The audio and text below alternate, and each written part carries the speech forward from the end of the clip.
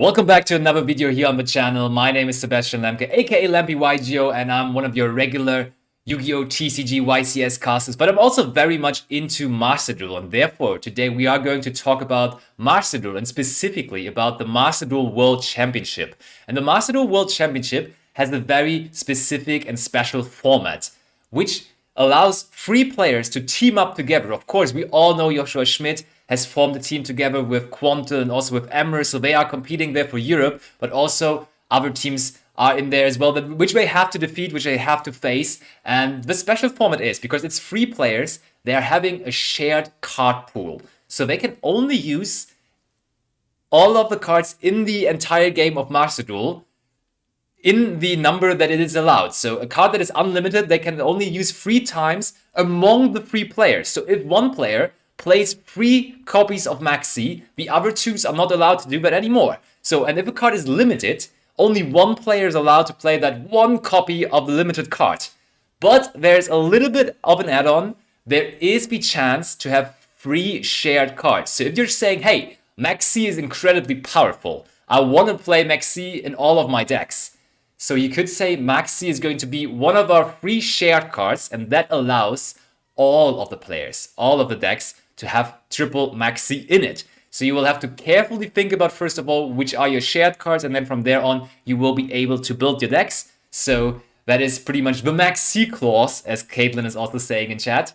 And we're going to talk about the different decks that are viable for this tournament, because it's a little bit special. So as we have our tier list here already, let's get into the action. First deck on the list is going to be an Emancipator. And I will say something I don't like about Emancipator first, because the most popular version of the deck at the moment in Master Duel is 60 card Emancipator, because Block Dragon is around, and you want to mill Block Dragon as fast as possible, as often as possible. But playing a 60 card deck in a shared card pool seems like a pretty bad idea to me, because you are sharing all the cards, therefore getting to 60 cards seems kind of hard, so I personally don't think 60 card decks are the way to go. And therefore, you would have to go for some kind of a 40 card at Emancipator list. But then I kind of think it has potential, because the engine itself, we know that from the past, because it was a tier 1 TCG meta contender in the past. And also in the beginnings of Master Duel, it was really strong. It was actually a really, really good deck. And the engine is super powerful in putting out big combo fields. And I can kind of see that people kind of disregard cards like Nibiru in their deck building for this event. I don't really know whether people are really going to be on cards like Dark Ruler and all that kind of stuff. So I think having a really big combo deck is not the worst idea ever, to be honest. And I mean, all the 3 players have 2 decks to choose from. So you will have to submit 6 decks in total. And I honestly could see some people going for an Emancipator. I don't think it's a bad idea. I think you would have to go with a 40 card list. But what I like about Emancipator is it doesn't really share any cards with any of the other decks. So if you have one Emancipator deck, you are throwing a bunch of rocks in there, but that leaves a lot of space for the other 5 decks. So the other players can basically build the decks with more generic, more staple cards and so on. So for me personally, I don't know whether you like it, but Emancipator for me personally is a sleeper for this event, and I could see some people be on that deck. I could see that. Next up the list, another big combo deck, and it's going to be Blackwing. And Blackwing is kind of interesting. We saw Blackwing having some kind of success in the Challenger Cup environment, which is like the competitive European environment for Master Duel. And it was there here and there in some top cuts. Shoutouts to Earl, who's always piloting the deck and who's in love with the deck totally. And I'm not sure. I mean, yes, I said some combo decks might be very viable, but I don't really think it is going to be the Blackwing deck. It is just not consistent enough. I think it doesn't really do enough through Maxi, so probably not going to be the pick for the event. I'm very sorry to all the Blackwing players. Next up the list, we have the... Also, what I don't like about Blackwing, let me just add one more thing.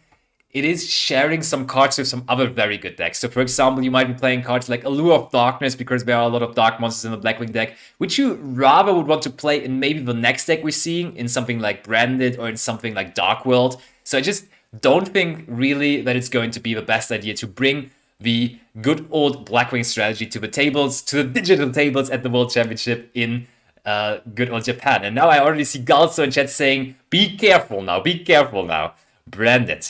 Branded next up the list, and honestly, I think Branded is not one of the best decks for the event, but it's definitely something to be considered. I definitely think a couple of people, multiple people, will be unbranded in the event. It is a deck that plays very well, even going second through fields.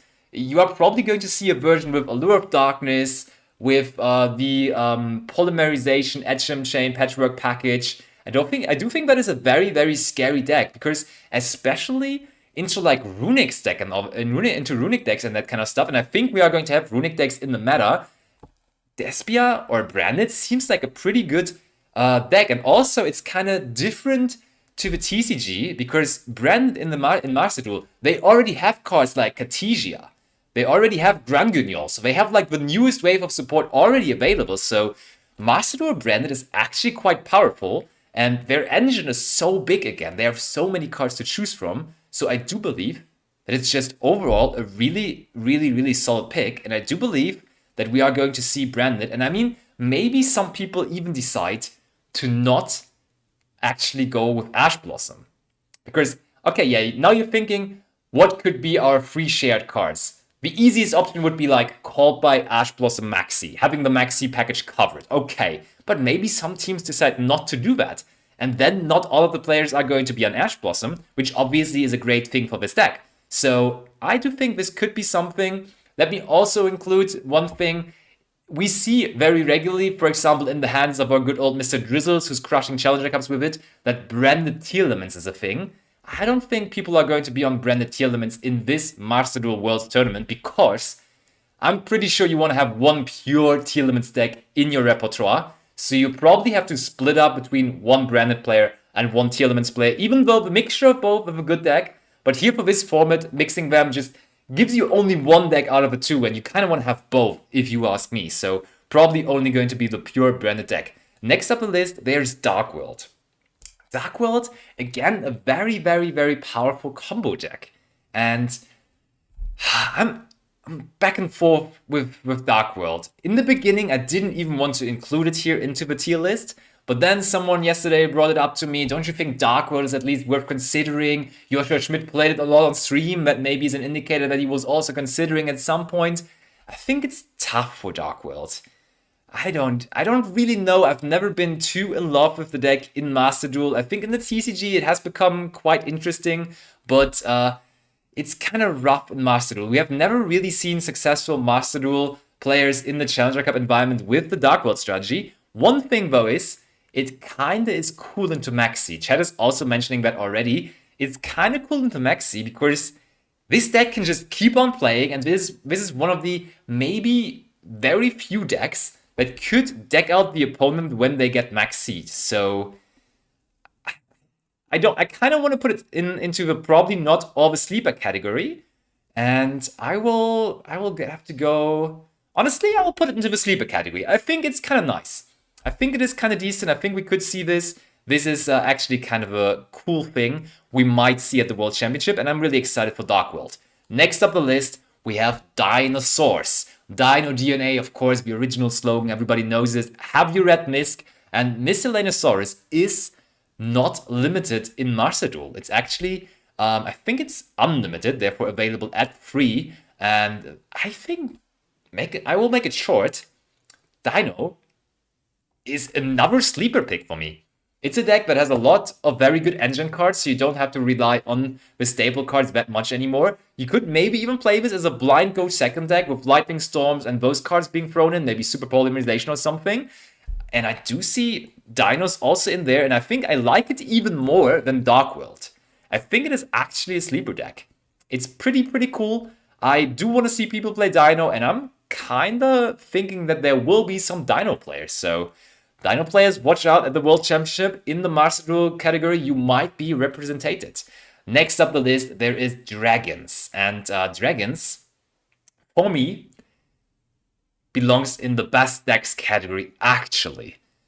This deck right now is really strong because its engine with the Bestials is really powerful alone, then the matchup versus Telemans, which is supposed to be maybe the best deck right now in Master Duel, is actually pretty decent as well, because you are playing so many Bystials, you will always basically able to interact with your opponent on their first turn. So I think Dragons is a fantastic pick, and on top of that, their engine is just so big that you might as well just don't play any other staple cards. You have so powerful spell cards on your own engine. You can play Chaos Space, you can play Quick Launch, so you don't really need to play cards like Talons or those kind of cards, and you can include those cards into your other decks then. So I do believe Dragonlink is definitely one of the top decks. I think probably every single team, or maybe almost every single team, is going to be on some kind of Dragon deck. And yeah, even with the Bystials at 1, in the Master Duel environment, you see Dragons everywhere at the moment. Dragons are very successful, Dragons are crushing, even with Magnamut and Druiseboom at 1. You just play triple Bordrake, triple Saronir, and you are going to be just fine. You're also playing triple Lubellion, of course, to search out the one of Magnamut very often. You can summon out the Magnamut with Seals on the opponent's turn, so it is actually a really, really, really good deck, and I think it's actually one of the best decks for the tournament. Next up the list, Axel Sisters. And Axel Sisters, yeah, have a love and hate relationship with the deck since its release in the TCG. I never really thought it's that great, but I think for this event specifically, again, it does have some kind of right to be there, because let's get into the deck building procedures of the players. Of course, they will have put much more thought into that, as they are playing for the highest stakes possible for the World Championship title. But if you're thinking about your deck going into the World Championship, you have one deck as your first option, but then you also have a second deck, which you can choose to use from time to time. So if you just take Axel Sister as your second deck, as an option to always play versus Telemans, when you know that your opponent is very, very likely going to be on Telemans, because he's the Telemans duelist of the opponent's team, then I do like to have Axel Sister as an option, as a weapon. So I mean, I already said Dragons is already a pretty decent matchup into the Telemans deck, so I don't know whether you need another deck which is decent into tier, but this is basically just a hard counter into tier. One thing that I think is problematic, which is also just mentioned in chat, this deck runs multiple pot cards, and you kind of have to see which deck will be able to use the pot cards. Like, there's of course the elephant in the room, very soon in the list as well, Labyrinth. Labyrinth needs the pot cards for consistency. So can you afford playing another deck that would also like to use the pot cards, maybe using it without the pot cards? It's going to be tough, but I think, to be honest, Axel Sister is a deck to be considered. It has to be considered for sure. Not as good as Branded, but it has to be considered. Next up the list, Flu. And honestly, we would all be so surprised if we don't see good old Mr. Emre on Flu. Emre, in the team of Joshua Schmidt in Team Snipe Hunters, is known to play Flu in the TCG. He has had countless tops with that deck in the TCG, on the big stage even.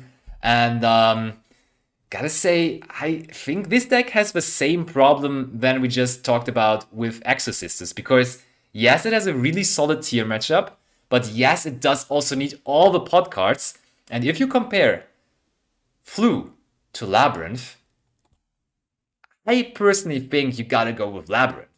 I think if you put those two decks next to each other, it always has to be the Labyrinth deck. So it's going to be rough to include the Flu strategy when you are only able to put in 6 decks and you can't really share any cards between them. So if I have to play, like the deck is basically, I think, let me phrase it like that. I think Axel Sister is playable without the pots, but I think Flu without the pot is unplayable. And therefore, I do have to say, I don't think Flu really is a pick for the event. I'm sorry, all the Flu lovers, but I don't think Flu is a very great pick for the event.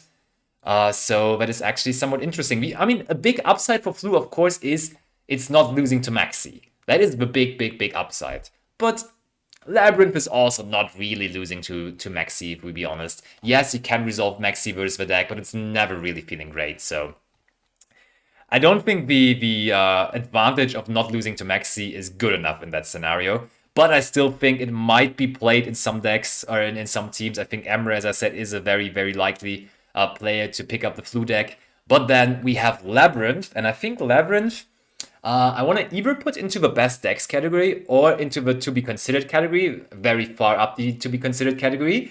I'm just not sure yet where to go with it, because I do think it's a very big contender. I think we will see multiple Labyrinth decks in the competition. And I think for now I will just go with to be considered. I will put it onto the top of to be considered. I think it's very nice, as I said, because it doesn't really lose to Maxi. I think it's just the best trap deck we have in the game right now. It's also very successful in TCG, and it's basically the same as in the TCG by now. We have all the cool cards being released for the Master Duel game now as well. It's super variable. You could either play Trap Labyrinth or you could play Furniture Labyrinth. At the moment, Furniture Labyrinth is the more popular version. I think it's also kind of the better version still, since there is no Kashtira yet in the game, so I think Labyrinth probably going to be in a lot of decks. I do believe Labyrinth is going to be in there for sure. Next up the list, we have Mathmech, and I will make it short. Mathmech for me, maybe a little bit better than Blackwing, but probably not going to be a pick. Problem with Mathmech is this deck lives off of his hand traps. You need to play a real big package of hand traps, but you need to share hand traps with your other teammates as well. So having one deck that eats up all the hand traps just seems super suboptimal. I don't recommend playing Mathmech, and I don't think we are going to see a lot of Mathmech on there. Next up, there is the Pendulum deck, big combo deck, but I don't even think, even if Pendulum and the different variants of the deck go first and get to combo off, I think Emancipator and Dark World are just better. So if you are going for a combo deck and you don't want to share any other cards with your other decks, just go for one of those, in my opinion. And we are going to put Pendulum just down here. I even like Blackwing more than Pendulum, to be honest. Gotta give it to them. So, next up the list, Punk. Yo, Punk is really, really, really interesting. It's one of my all-time favorites. I played this deck in the TCG a lot, and there's no real Kaijus anywhere to Alp Psychic and Punisher. So decks might be struggling with that, and that is kind of interesting. The only problem, of course, is it has no way around Maxi. Like, this deck just loses pretty hard to Maxi, and I think therefore it's probably worse than Dark World, and I would probably not bring it. I think it is a chance though that we are going to see it, because there is that one guy from Japan who was the #1 worldwide man for the World Championship qualifier, and he loves the army. So there is a chance that we are going to see the deck. I'm still going to put it into the probably not category. Next up, Rika. And yo, speaking about combo decks, if Rika combos off and doesn't get stopped, doesn't get interrupted, no deck in the world can beat it. No deck in the world. It's super tough. I really think Rika is a very, very solid pick, and I want to put it into the to be considered category even. Some people are recommending Sleeper. I think it's even to be considered to be among the top decks. And I'm kind of going back and forth. It's either ahead of branded or behind branded. It is bad into Maxi. That is certainly something that is true. Trap decks are kind of good into Rika. Yeah, Labyrinth is a problem. I will still put it up here. I kind of like Rika. I think it's a good combo deck. If you maybe realize that your opponent is playing a deck without Maxi for some reason, then picking that Rika deck is good. I do believe we are definitely going to see some people on the Rika strategy. Also, again, you're not sharing any cards really with any other decks. It's a big engine that is really powerful, so I can see that. Next up, there is Runic. And I think Runic, of course, there are so many different variants of the Runic deck. There is Naturia Runic available, there's basically Runic Sprite available, and then there's multiple also Runic Sprite variants, because there's Runic Lifetime Sprite and Runic for Hire Sprite. And we saw a lot of people actually testing out the Runic Naturia deck mainly, and also I myself have been playing a lot of just pure Runic Sprite, which is also still pretty viable in the game. Yes, there are Runic hits in Master Duel. Tip is at 2, and also Slumber is at 2. I think Freezing Curse is at 2, so there are definitely multiple hits, so you have to play more of the bad Runic cards. But I do actually like it quite a bit anyways, because this deck plays pretty well into Max C because you have Runic Fountain and multiple Runic spells, and you can chain Runic cards to the activation of Max C too. You can even chain Starter if you have access to it. And therefore, I do think this is very much to be considered. And I don't even think it's only to be considered. I think it's one of the best decks even for the entire tournament. And I think because the Runic engine is so big as well, like you are having over 20 cards for the Runic engine yourself. So one deck just being packed with all those Runic cards sounds like an amazing plan to me. Okay, yeah, let's just have one Runic deck. I think that's actually a really good call. We have really good Runic players in the tournament as well, of course, with, for example, good old Mr. Joshua Schmidt. So I do believe there is always going to be one Runic deck in every team, or at least in most of the teams, and it's going to be one of the best decks in there, actually. Yeah, Runic Stun is probably not going to be a thing. Indeed. Look at that, Chat is agreeing, indeed. Next up we have Sprite. So this is mostly on Master Duel Melfi Sprite. And Melfi Sprite I do like as well because it's a super generic deck. Melfi Sprite feels like the deck that can play the best into everything. It covers like all of the matchups. It's kind of really nice. The only issue I have with Sprite is that it's also a deck that has a lot of non-engine slots. You're playing a lot of hand traps. You're maybe playing board breakers or something. So it's kind of tough because you need to share those cards with the other decks. Also, you can't really include Bestials if one of your teammates is playing with Dragonlink strategy and is playing all the Bestials.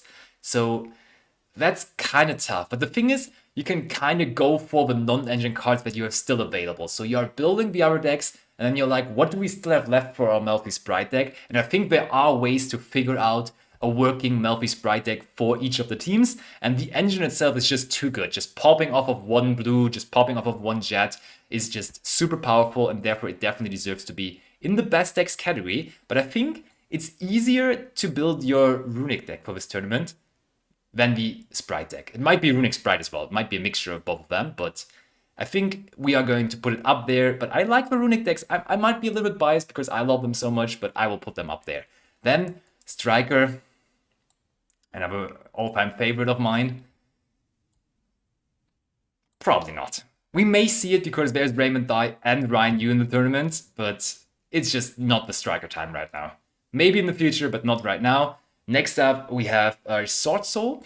The only thing I like about Sword Soul is Protoss. If you resolve Protoss versus multiple of the decks up here, if you resolve Protoss versus Dragons, if you resolve Protoss versus Sprite, if you resolve Protoss versus Telements, because Telements will join up there, it's pretty much GG, but you are tossing the coin every game, so you're not guaranteed to go first. So if you go first, it is really solid. If you don't, I don't really know whether you're going to have so much fun. And also another deck like Sprite, another deck that enjoys non-engine, that has a lot of space for non-engine spots, for non-engine cards, because the engine is not that big. Therefore, normally, that is a good thing. Normally, you're like, yes, you can make your deck perfectly suited for every format. But here, the non-engine cards are shared between all the players, are shared between 6 decks. So here in this specific tournament, for this specific tournament, it's actually kind of rough. And therefore, I don't even think it's that great of a pick. Maybe it is some kind of a sleeper pick. We will put it down here. I even like Dinos a little bit more, but I think it's just tough to build a good Sorcerer deck for this event specifically. I don't think you really can do it. And then last but not least, I will make it short. I think every team will have a Telements deck. I think that is not going to be discussed. That is definitely 100% sure.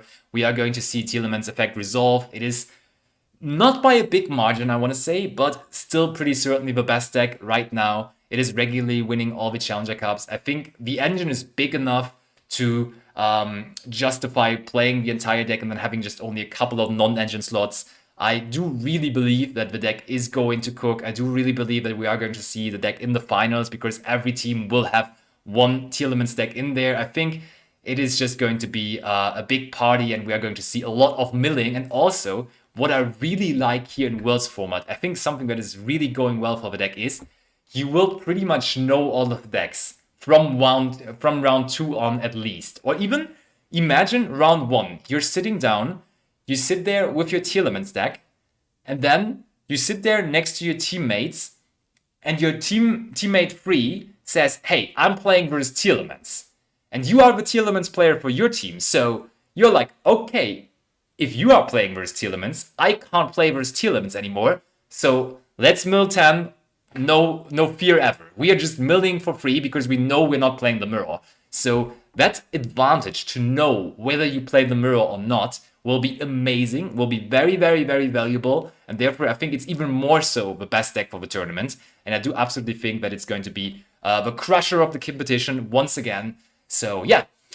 Thank you so much for watching this. If you enjoy that type of content, absolutely make sure to like this video, subscribe to the channel if you want to see more content like this. And I would also appreciate if you give your opinion to the World Championship format and Master Duel down there in the comments.